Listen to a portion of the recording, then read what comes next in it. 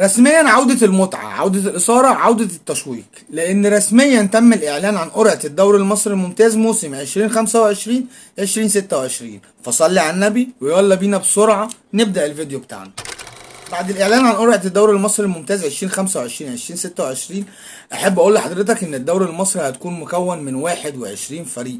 21 فريق هيلعبوا دور اول، اما الدور الثاني فهيتقسم لمجموعتين: مجموعه التتويج المكونه من 7 فرق، ومجموعه الهبوط المكونه من 14 فريق. هيتم هبوط 4 فرق وصعود 3 فرق من دوري الدرجه الثانيه.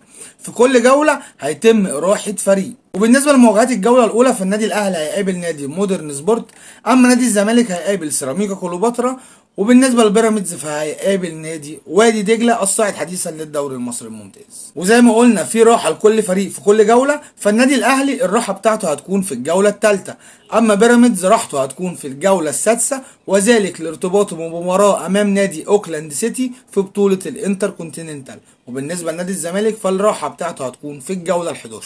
اما مباريات القمه في الدوري المصري الممتاز 2025 2026، فمباراه النادي الاهلي امام نادي الزمالك هتكون في الجوله التاسعه، اما الاهلي امام بيراميدز هتكون في الجوله الخامسه، وبالنسبه لمباراه بيراميدز والزمالك هتكون في الجوله العشرين.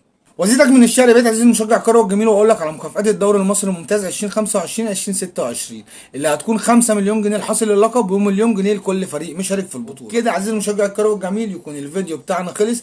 استنى فيديو مباريات النادي الاهلي، وفيديو مباريات نادي الزمالك، ومجموعات بطوله كاس عاصمه مصر، عقوبات الجماهير واللعيبه، ولوائح لانسحاب، وكل ده في الفيديوهات الجايه.